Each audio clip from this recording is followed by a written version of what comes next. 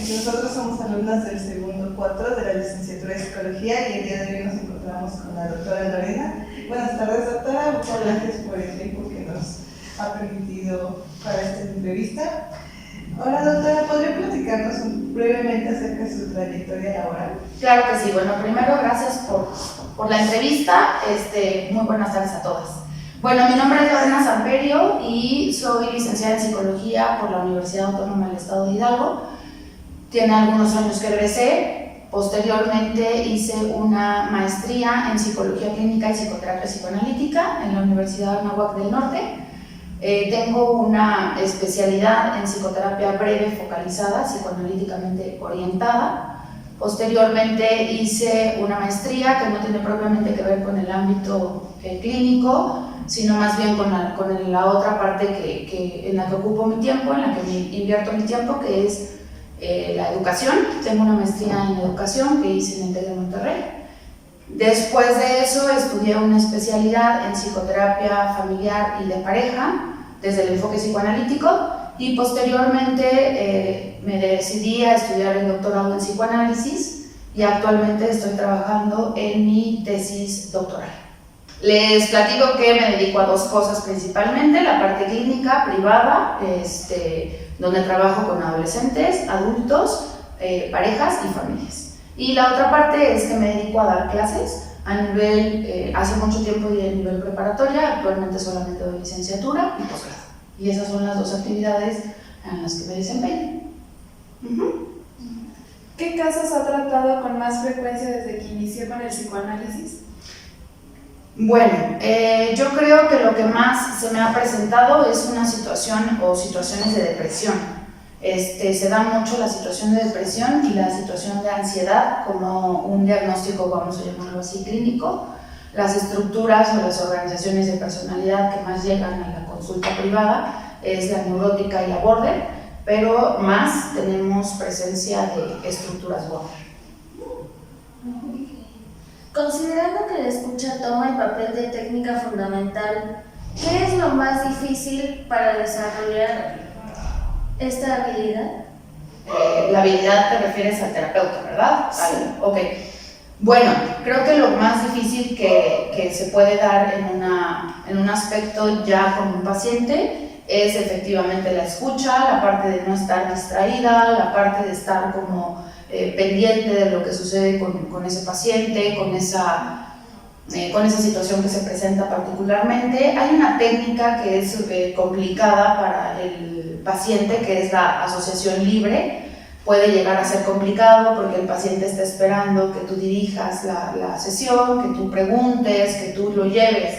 Pero en la parte psicoanalítica, que es más una cuestión de asociación libre, estamos buscando que el paciente se haga paciente, es decir, que el paciente vaya también aprendiendo la técnica básica, que es la asociación libre, repito. Entonces, en ocasiones puede llegar a ser complicado que el paciente se sienta como con toda la libertad de hablar de lo que viene a su mente, ¿sí? Por momentos hay como mucho temor de ser criticado, de ser juzgado, de no ser entendido. Entonces creo que por parte del paciente puede llegar a ser eso, ¿no? Que la asociación libre se dificulta. Es por eso el uso del diván, es por eso que se da principalmente el uso del diván en una cuestión un poco más clásica, porque en la parte de la psicoterapia psicoanalítica como tal no es tan aconsejable, porque es más una psicoterapia frente a frente, cara a cara se llama, ¿no? Y en la parte del terapeuta o del psicoanalista creo que también puede llegar a ser complicado esta parte que hay un autor psicoanalista que menciona, Sin Memoria y Sin Deseo, que es precisamente entrar, a una sesión sin deseo de nada, ¿no? Como a ver qué pasa con el paciente, qué trae el paciente, qué hay de nuevo, sin meter como todo lo que tiene que ver con nuestra con nuestra curiosidad, o nuestro deseo, nuestra propia historia. Otra cosa que creo que puede llegar a ser complicado es un aspecto que ocupamos mucho en la sesión, que se llama atención flotante, que nos ponemos en una atención que es distinta a la atención consciente, nos ponemos en una atención como como latente, donde estamos escuchando de una forma diferente al paciente, porque lo que trabaja el psicoanálisis básicamente es escuchar al inconsciente. Entonces nuestra escucha es distinta en ese sentido, ¿no? Es una escucha muy fina, muy precisa, donde también trabajamos mucho con lo que tiene que ver con el vínculo que establecemos con ese paciente. Creo que respondí. Sí, muchas Ok. gracias. Sí. ¿Utiliza alguna estrategia cuando no existe una apertura parcial o total por parte del paciente? Bueno, creo que sí es importante mencionar que es necesario que el paciente quiera venir, es necesario que el paciente quiera estar. La parte sana del paciente, que todos tenemos una parte sana y una parte no tan sana, la parte sana del paciente debe motivarlo. O sea, sí debe haber motivación, sí necesitamos que el paciente quiera, sí que haya una parte, que el paciente desee la ayuda, desee el acompañamiento, desee el trabajo, ¿no? Analítico. Pero también ha habido casos, por supuesto, que, bueno, mejor dicho, hay casos donde la resistencia es muy, muy alta. El paciente quiere venir, pero se queda callado, ¿sí? Como esta contradicción. Entonces, ahí lo que se hace es estar presente para ese paciente, trabajar con las resistencias, hacerle saber a ese paciente que nosotros nos damos cuenta de esas resistencias. Por ejemplo, veo que cuando tocamos cierto tema se te dificulta más, ¿no? O veo que la última sesión hablamos de tu mamá, se me ocurre, ¿no? Por decirlo algo, y faltaste las siguientes 3 sesiones. Entonces, son resistencias que tenemos que traer al trabajo analítico para que se trabaje, para la redundancia. Pero también yo trabajo mucho con adolescentes y los adolescentes a veces no quieren hablar. Entonces yo me he topado con aspectos donde el adolescente no quiere participar propiamente y se tienen que buscar ciertas herramientas o ciertos aspectos. Por ejemplo, yo me doy cuenta que si ponemos algún juego para el adolescente, eso nos puede ayudar a que empiece a sentirse más cómodo y a platicar acerca de lo que sucede. Hay algunos adolescentes que de plano no quieren participar y yo me he dado cuenta con juegos, poniendo música, su música, hablando de sus series favoritas o de su película favorita. Es una forma de acercarte a ese paciente para lograr que se comunique. Es una forma que yo he encontrado.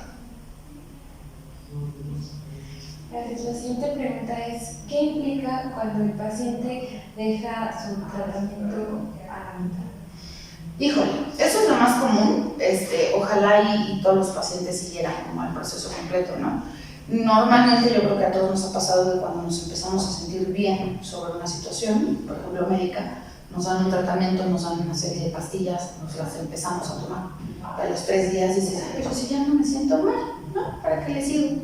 Y entonces lo mismo pasa acá, porque además acá hay resistencias muy fuertes sobre ciertos temas propios de la historia del paciente. ¿Cuáles son las implicaciones? Bueno, la implicación es que el paciente recaiga.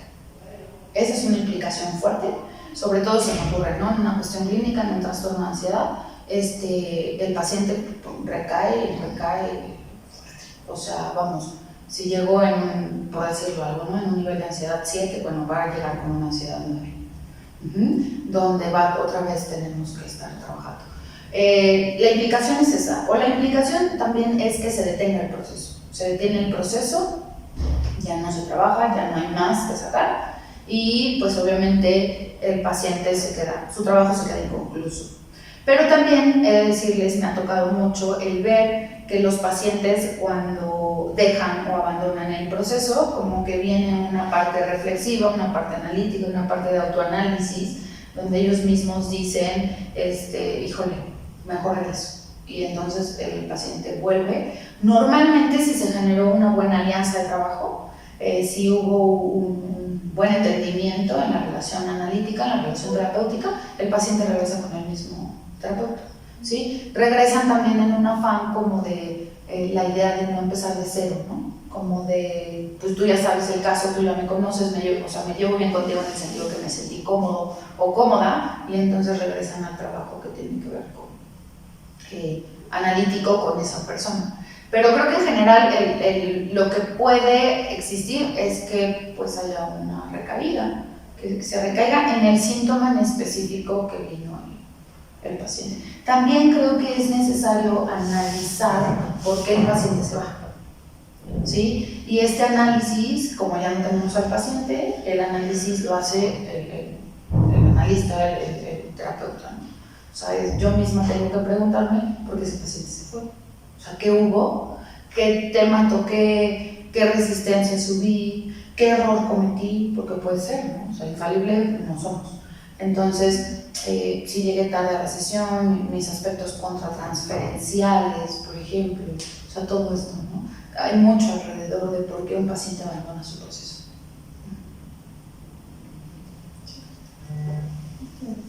Disculpe, ¿qué psicopatologías pueden ser tratadas con hipnosis clínica? Bueno, yo soy hipnoterapeuta, se me olvidó mencionarles, hice un diplomado en hipnosis clínica. Yo donde he visto mucho avance, ojo, pero no como un proceso de tratamiento. O sea, no es como la cura, no es el camino a la cura, ¿sí? ¿Estoy siendo clara? Es como algo que nos apoya en el proceso, ¿sí? Y yo, en mi experiencia, lo que he visto que ayuda mucho es en ansiedad, mucho, y en el proceso de duelo, que probablemente pues, no podemos decir que el proceso de duelo es algo psicopatológico, ¿no? Es un proceso normal. El duelo nos libera mucho la hipnosis clínica, y en la ansiedad, que eso sí puede ser una cuestión más clínica como tal, nos ayuda mucho. El paciente empieza a aprender a relajarse, a respirar, a sentirse, a reconocerse, porque luego, bueno, la ansiedad es tan perturbante, yo no sé si alguna vez han tenido, pero es tan perturbante, y vemos al paciente realmente sufrir de tal manera que el paciente no tiene la capacidad ni siquiera de explicar a detalle qué es lo que le pasa. ¿Sí? Es como si el malestar físico lo perturbara tanto que el paciente no tuviera claridad. ¿Sí me explico? Entonces la hipnosis lleva a estados donde el paciente puede trabajar, puede conocerse, puede reconocerse, puede saber qué es lo que está pasando, puede detectar, esto me genera ansiedad, mejor me relajo, mejor busco alternativas para pues que no me dé como tal la crisis de ansiedad, ¿no? Esas son las dos que yo ubico, y repito, no lo manejaría como un proceso de tratamiento como tal, sino como algo alternativo, algo complementario, vamos a decirlo así, para el trabajo con ese paciente. ¿Qué características se consideran en el paciente para dar concluida la terapia psicoanalítica? Bueno, ahí hay una parte bien interesante. Nosotros consideramos que cuando un paciente ha introyectado la capacidad analítica del analista, es el momento de darlo de alta, ¿sí? Ahora, tampoco quisiera colocarme como que yo soy la diosa todopoderosa que da de alta a la gente, o sea, no. Más bien creo que es algo que se habla con el paciente, ¿no? O sea, que se llega en común acuerdo.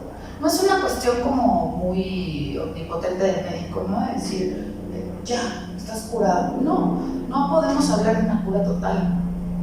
Nunca, siempre va a haber aspectos a trabajar, porque somos emociones, somos inconscientes, somos pulsiones, somos muchas cosas que todo el tiempo se están moviendo, ¿no? Yo creo que un aspecto puede ser precisamente la capacidad del paciente de la introspección, de analizarse, de mirarse, de reconocerse, ¿sí? De saber, por ejemplo, yo cojeo de este pie y por aquí no es, ¿no? O mis relaciones, yo sé que estos chicos o estas chicas me atraen por esto que yo ya trabajé, por esto que yo ya sé de mí, entonces me retiro de esa relación. O esta parte donde el paciente ya logra un autoconocimiento, ¿sí? Ahora yo les platico que el alta, no la doy yo. Yo lo que hago es mucho hablar con ese paciente cuando yo veo que ese paciente ya no necesita el proceso, o yo ya lo veo más adelantado y demás, yo misma lo voy abriendo. Hay veces que lo abre el paciente, Hay veces que el paciente te dice, oye, yo ya me siento bien, yo ya siento que puedo, yo ya siento que esto por lo que venía está resuelto, o que he trabajado más allá de lo que yo quería, y entonces el mismo paciente lo abre. ¿Cómo lo sé yo? Bueno, pues porque estoy viendo su trabajo, su avance, su capacidad, repito, analítica, ¿no? Y a veces se da como un acuerdo. En un tema de decir, ya. Ahora también es importante mencionar pues que debe de haber un proceso de alta. No está de alta ya, sino que hay todo un proceso, ¿no? Para que el paciente se vaya del proceso terapéutico, perdón. ¿Con qué otras psicoterapias puede complementarse el psicoanálisis y por qué? Bueno, es importante mencionar, propiamente si estamos hablando de que una psicoterapia pues no puede complementarse con otra psicoterapia. Más bien estaríamos platicando un poco acerca de otras cuestiones alternativas, ¿no? O algunas, cuando digo alternativas creo que nos vamos mucho al reiki o a la parte como más, no sé ni cómo decirlo, como la relajación y todo esto. No, yo me refiero como a otros aspectos. Cuando digo alternativo es distinto, ¿no? a lo que tenemos. Yo he visto, por ejemplo, que hay aspectos de relajación que le sirven mucho al paciente. Yo he visto que hay aspectos médicos, o sea, la parte psiquiátrica, por ejemplo, combina bien con el psicoanálisis. Pero combinar dos terapeutas, cognitivo-conductual se me ocurre, y psicoanalítico, no. Combinar el humanismo, un terapeuta humanista, con un terapeuta psicoanalista o psicoanalítico, no. ¿Por qué? Porque no podemos tener al paciente en dos procesos, ¿sí? Donde se van a trabajar puntos distintos. De hecho, uno de los aspectos acá cuando se recibe a un paciente es precisamente, bueno, si tú estás en otro proceso con otra persona, pues no puedo tratarte, no puedo quedarme con el caso, porque no puedo tratar los dos puntos, o sea, tener los dos procesos abiertos. Más bien son otros aspectos, como por ejemplo puede ser la cuestión médico-psiquiátrica sin ningún problema. Ahora sí lo alternativo, reiki, no sé, relajaciones, yoga, no sé, todas esas cosas. Sí, yo misma, he trabajado aspectos de hipnosis clínica en un paciente que le estoy llevando por la parte psicoanalítica. De todas maneras puedo llegar a tratar algunos aspectos con hipnosis clínica. No estoy sinceramente muy a favor de flores de Bach o este asunto, no, ahí sí ya no. Si el paciente lo está tomando y me dice, es que me siento bien, pero yo que dirija al paciente a eso, no, yo normalmente, lo único que puedo llegar a recomendar es un aspecto médico-psiquiátrico si es que detecto algún padecimiento clínico importante. Sí, gracias. ¿Cuál es la posición psicoanalítica respecto a la crianza de niños por una pareja monoparental? Qué pregunta tan interesante. Primero creo que es necesario partir de un hecho. El psicoanálisis ha tenido un cambio, ¿sí? Ha tenido un cambio importante. El psicoanálisis clásico, que seguramente ustedes conocen o empiezan a conocer, esta parte de la asociación libre de 20 veces a la semana, no exageré, 3-4 veces a la semana, en un proceso de diván y demás, ese psicoanálisis no va a estar a favor, ¿sí? Ese psicoanálisis clásico ortodoxo no va a estar a favor, pero el psicoanálisis se ha movido y el psicoanálisis actualmente tiene una vertiente, vamos a decirlo así, que es el psicoanálisis relacional, que no tiene ningún conflicto en eso. Si tomamos en cuenta pues, que el vínculo, aquí lo que nos importa es el vínculo que genere ese niño, ¿no? Pero así que nos espantemos o una cuestión por el complejo de Edipo o algo por el estilo, porque la homosexualidad es pecado o es una enfermedad, no. Realmente creo que nos ponemos a ver el vínculo. Se trabaja desde el psicoanálisis relacional. El psicoanálisis relacional es un psicoanálisis más moderno que se basa en conocer la matriz relacional del sujeto, ¿sí? De esa subjetividad que está sujetando a ese sujeto, ¿vale? Tanta redundancia, pero es la forma correcta de decirlo. Cada sujeto tiene una cosa que lo sujeta, que lo sostiene, y es su propia subjetividad. esa subjetividad se desarrolló a partir de su matriz relacional. ¿Cuál es su matriz relacional? Su mamá, su papá, sus tíos, sus cuidadores, todo lo que fue generando, ¿no? Y entonces eso es lo que nosotros miramos. Si aquí hay una situación homoparental, bueno, pues se ve el vínculo, se ve la relación, ¿no? Entonces, repito y hago la separación. En un psicoanálisis relacional, no importa, yo creo que un psicoanalista clásico, ortodoxo, de esos que creo que ya no existen, o por lo menos ya no se maneja de esa forma, yo creo que sí podría tener sus prejuicios alrededor, pero yo creo que en esta parte actual no, ninguna. ¿Considera que el paciente puede llegar a desarrollar dependencia emocional hacia el terapeuta? Sí, siempre y cuando el analista o el terapeuta no trabaje esa parte. O sea, todos podemos generar dependencia emocional hacia un amigo, una amiga, mamá, papá, la pareja, el sacerdote, el profesor. Todos podemos llegar a generar dependencia emocional. Y en esta parte donde la cuestión transferencial es tan fuerte con el analista, por supuesto que se puede llegar a generar, pero aquí quien lo tiene que trabajar es el analista. O sea, el analista pone límites, se hace un encuadre, se establecen formas de trabajo, límites en la estructura, horarios o honorarios. La relación terapéutica o la relación de trabajo se basa en especificarle al paciente que hay un cobro, y eso nos pone en una situación de trabajo como tal. Entonces sí se puede hacer, pero el analista o el terapeuta es quien tiene que trabajar. ¿Sí?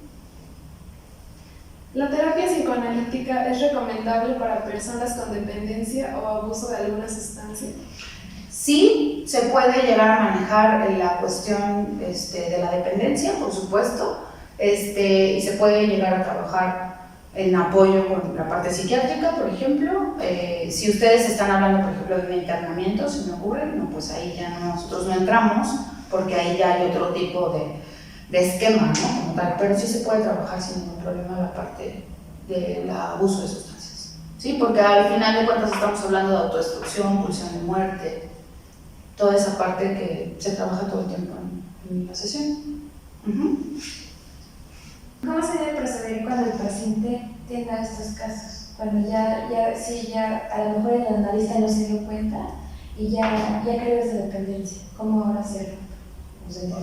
Hablando de la relación terapéutica, híjole, estamos en un serio problema, porque entonces pues ya se confundió el vínculo, ¿no? Se confundió la relación terapéutica como tal.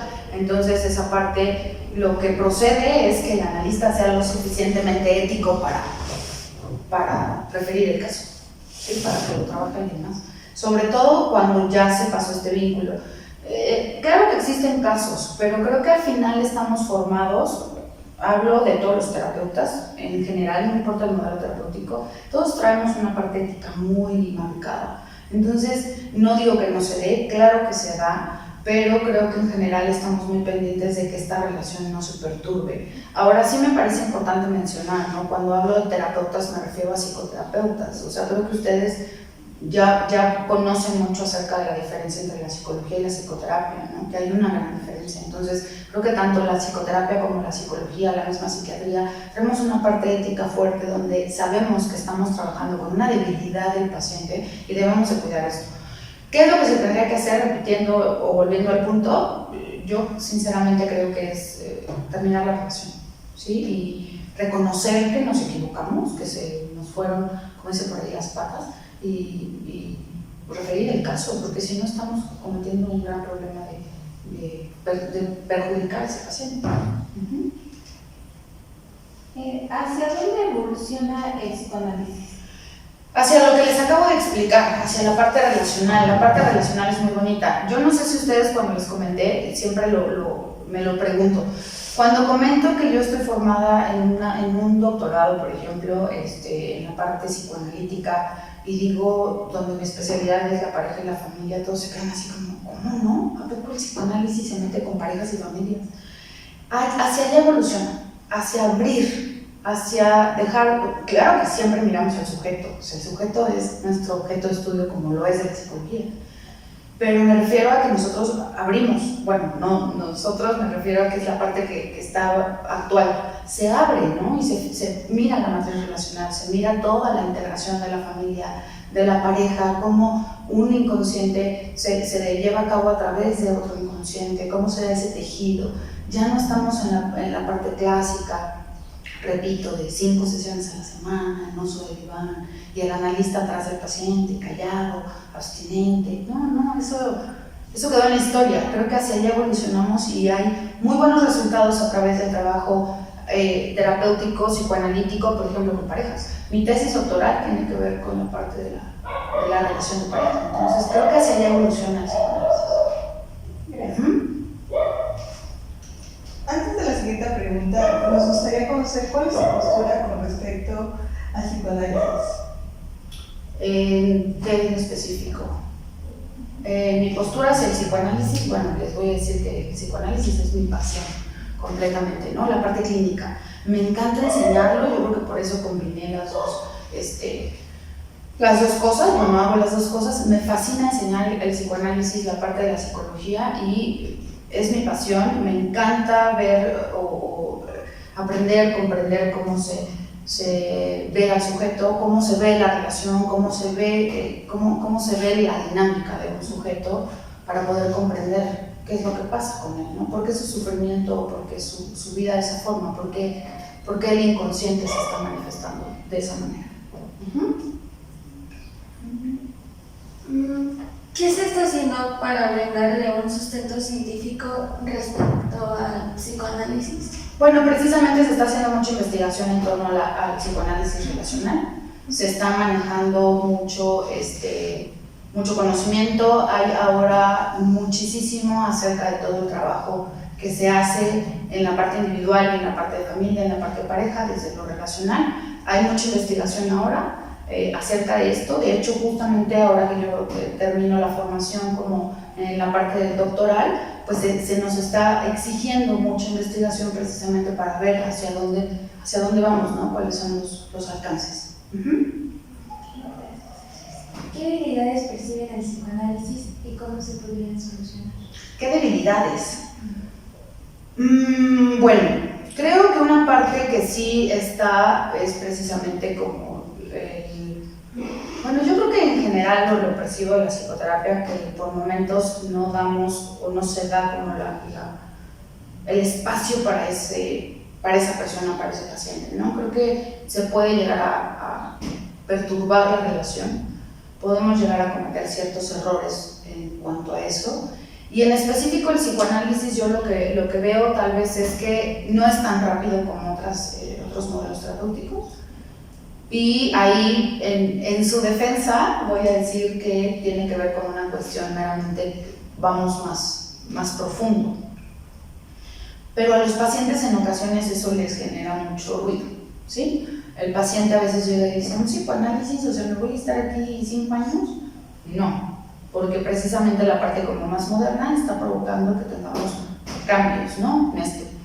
Pero creo que puede ser una de las debilidades, el tiempo. Y también creo que esta no es propiamente una debilidad, sino más bien es un prejuicio. Se cree que el psicoanálisis es carísimo, se cree que el psicoanálisis es solamente para un grupo de clase social, que no cualquiera entra a psicoanálisis por este proceso que se llama analizabilidad, que los psicoanalistas somos un gremio así como aparte y demás, y no, en realidad es una terapia en la parte de la psicoterapia psicoanalítica y en el psicoanálisis relacional, que está como la parte, les digo, más moderna, por decirlo así, no tiene nada que ver. O sea, nosotros trabajamos con cualquier persona siempre y cuando estés a disposición, ¿no? Y esto es más un prejuicio, creo yo.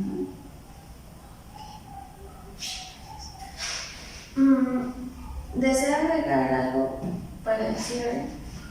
Pues no, en realidad quiero felicitarlas por su interés y sobre todo también por sus preguntas. Son preguntas interesantes, creo que están tocando puntos importantes que están, pues sí, que se presentan hoy en día en cualquier tratamiento. Por supuesto agradezco el interés en mi trabajo y en la parte que yo realizo, que es la parte psicoanalítica. Solamente me parece importante, muy importante mencionarles esto de el compromiso que nosotros tenemos con nuestro trabajo y hacia nuestro paciente o nuestros pacientes, que es muy valioso, ¿no? No debemos perder de vista cuál es nuestro objetivo, y nuestro objetivo siempre va a ser la gente, ¿sí? Ese vínculo que tengamos con la persona, ese niño. Tal vez yo no trabajo con niños para nada porque es una formación muy aparte, es una formación muy específica. Ese niño, ese papá que sufre, en la parte por supuesto clínica y psicoterapéutica, ¿no? Y también hacer conciencia, porque creo que depende de nosotros hacer conciencia, que una cosa es la psicología y otra cosa es la psicoterapia. Que como psicólogos, yo soy psicóloga de formación, no podemos salir de la carrera a dar terapia, porque no tenemos la formación de psicoterapeutas. Entonces, como yo soy psicóloga, soy psicoterapeuta y no puedo medicar, porque no soy médico. Me parece importante eso y creo que depende de nosotros hacer conciencia en esa parte. Es todo lo que quisiera comentarles y agradecerles mucho. Muchas gracias por recibirnos. Gracias a ustedes. Gracias.